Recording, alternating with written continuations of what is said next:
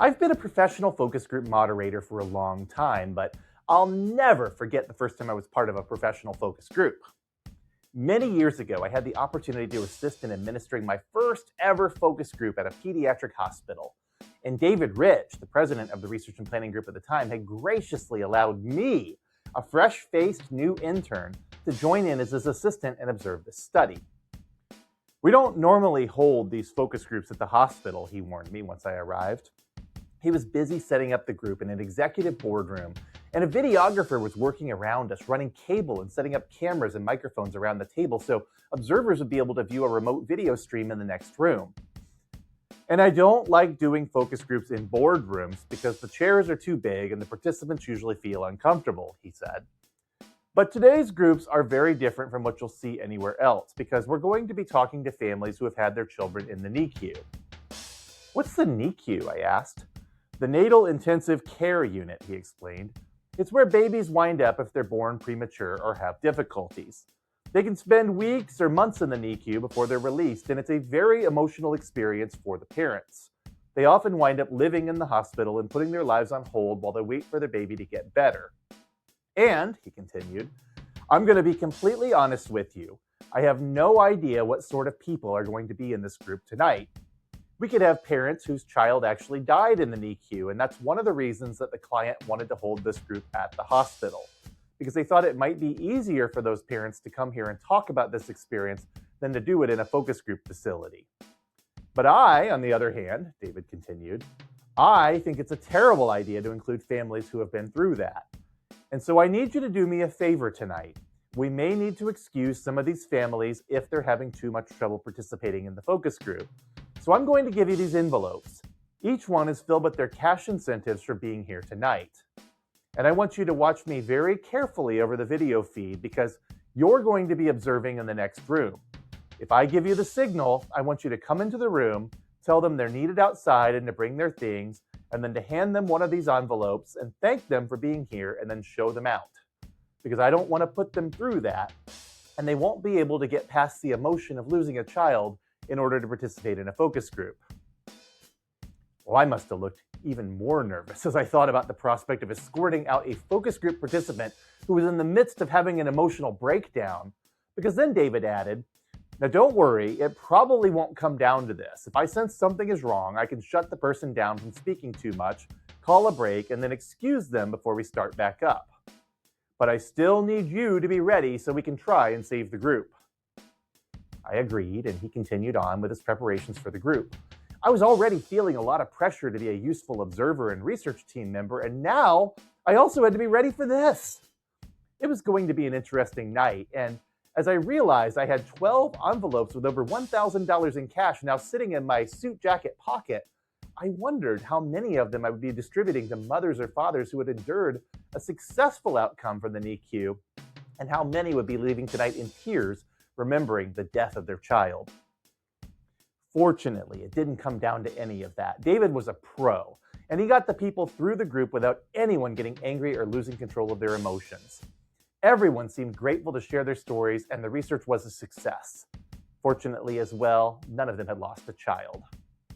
Even so, this is a great place for us to start in our discussion of focus groups because focus group research has a tendency to be wild and unpredictable in ways that other methods of qualitative or quantitative research are not. There's something about getting together groups of participants that can really turn your session into a powder keg of emotion. And one of the reasons that focus groups are such a popular research method among non-researchers is because they can become very dramatic and engaging simply because of the group dynamics present in the room. And it's in those moments you really want to have a professional guiding the group along. I'm Sean in St. Louis, and this is the Marketing Gateway.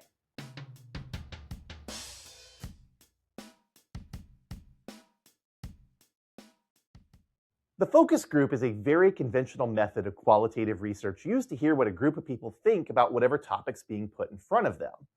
Usually, a group's going to be made up of about 8 to 10 people, but some can go bigger and some can go much smaller. The method is traditional. It's been around since at least the 1930s in some form or another, but it's also not exactly what I'd call rigorous. One of the biggest problems with focus groups, in fact, is that they simulate a group discussion, but don't give the individuals in the group a lot of time to talk. Most people only get to speak for about 7 to 10 minutes in total, and some people will speak way more than that if you let them. That's okay though, because usually focus groups are designed to produce some surface level data over the course of just a couple of hours, which makes them ideal for observation and for talking about a broad topic. You can't presume everyone in the group has an equally informed opinion about your topic of discussion though, and some people are naturally more likely to volunteer their opinions than others are.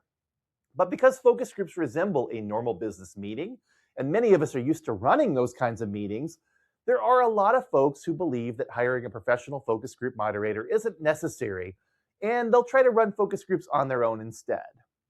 Now, I'm saying this as a professional moderator myself. If you want to go that way, good luck and Godspeed, because I am not going to tell you that you shouldn't. Focus groups aren't rocket science, and if you're good at keeping a group of people talking about a topic for 2 hours, you may be a reasonably good moderator even without training.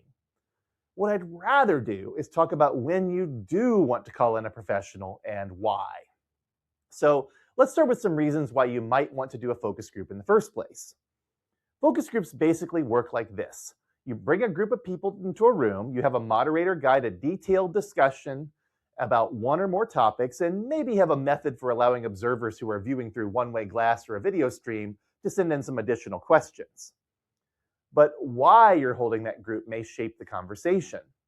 When I'm teaching qualitative research to future marketing research professionals, I generally break focus groups down into 4 general uses. There's idea generation, concept testing, discussion, and then feedback or voice of the customer.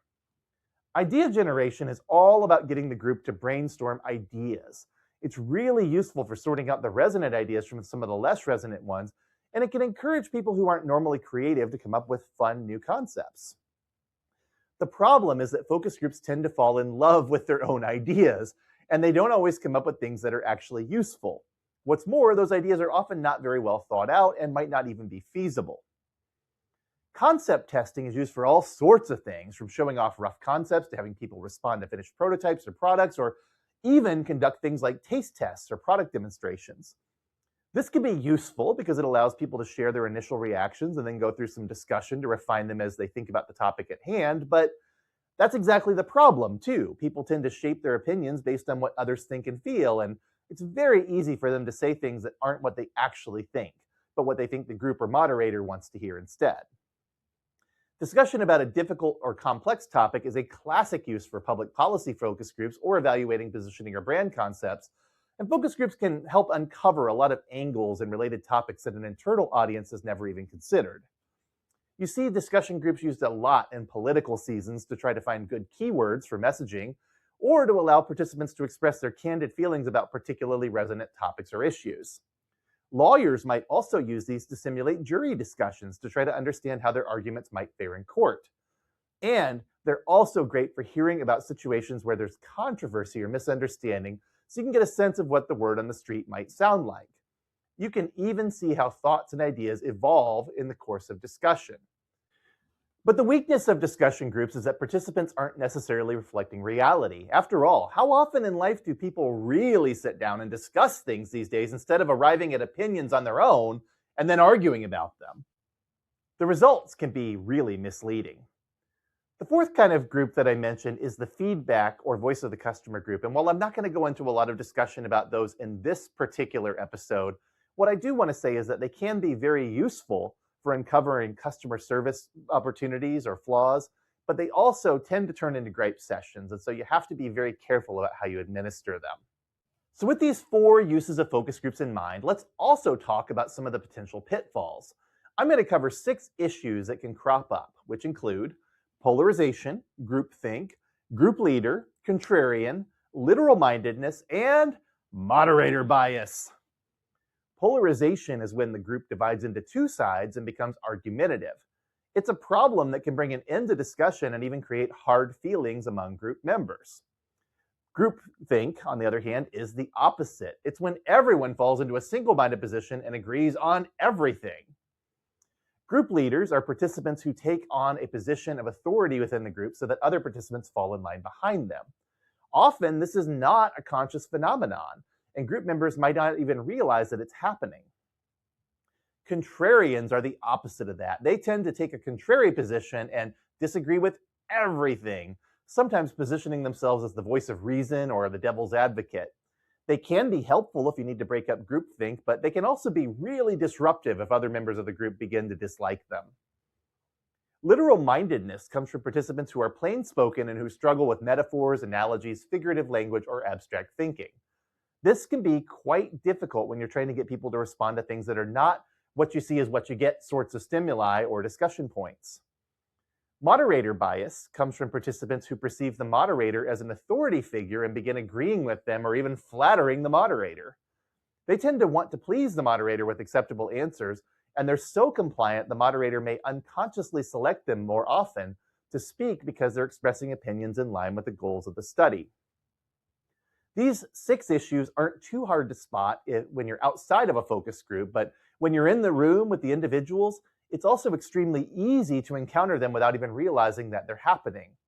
That's because focus group moderators are generally thinking about the flow of the group and the discussion and the quality of what's being said, and it's easy to have these 6 issues creep into the discussion without realizing how detrimental they might be to your actual results.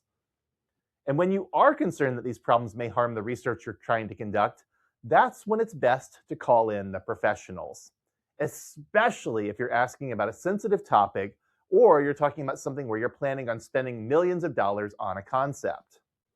I often explain this to my own clients this way. If you're just trying to hear some perspectives from the public and there's not much on the line, professional focus groups are probably overkill. But if you have a big decision you're trying to make or you're trying to get to the root of a really big issue, a professional moderator can save you a lot of time and trouble.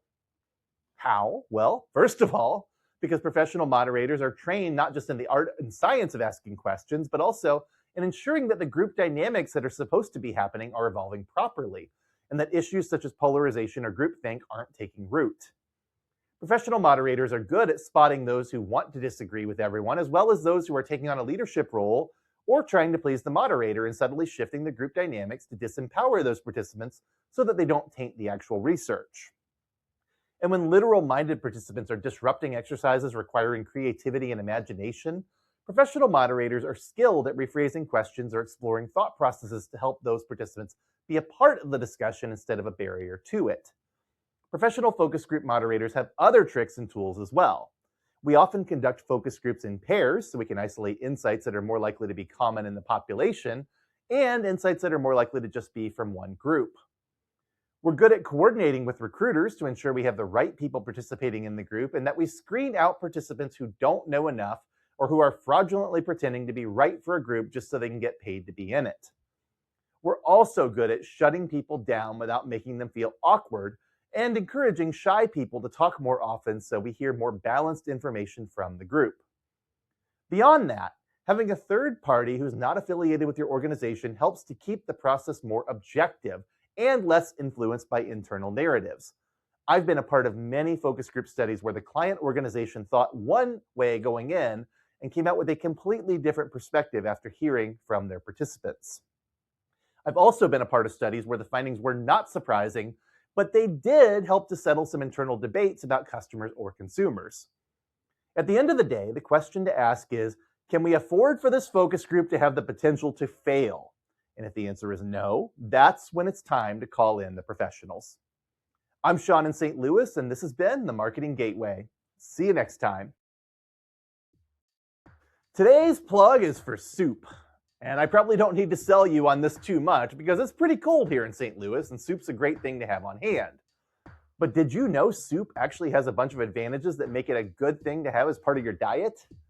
One of those advantages is what goes in soups, which is often a lot of vegetables along with other proteins like meat, mushrooms, beans, or tofu. Soup provides a great way for you to ensure you're eating a balanced diet in one single serving, and because you're cooking all those things together, you don't tend to lose the food's nutritional density the way you might if you cooked things separately. The second is that soup is mostly water, and so it fills you up without adding a bunch of calories to your diet. Now, not all soups are created equal, and there definitely are some that are loaded with cheese and cream and pasta and other high-calorie ingredients that can make those calories add up quick. And you should definitely skip the bread bowl. But most soups are reasonably low in calories compared to other foods of the same volume, and they help you to feel full without overeating. A third advantage is that soup is relatively cheap to make and creates a bunch of servings. I usually can get at least a week's worth of meals out of a single pot of vegetable soup and spend less than $10 on all the ingredients. My wife likes to put pasta or rice into hers and usually spends about the same. You can also freeze soup really easily. Just pour it into a gallon-sized freezer bag, lay it on a flat metal pan, and set it in your freezer for a few hours. It'll be nice and rectangular when you're done and easy to stack or slot into a freezer alongside other bags. And finally, when you're cold, a nice hot bowl of soup is one of the best ways to warm your body up and keep it warm for a while. This can help you to save on energy bills if you're working at home, but also make it easier for you to wear fewer heavy layers and feel more comfortable in general. And during a cold spell, that can make your whole day feel a whole lot warmer.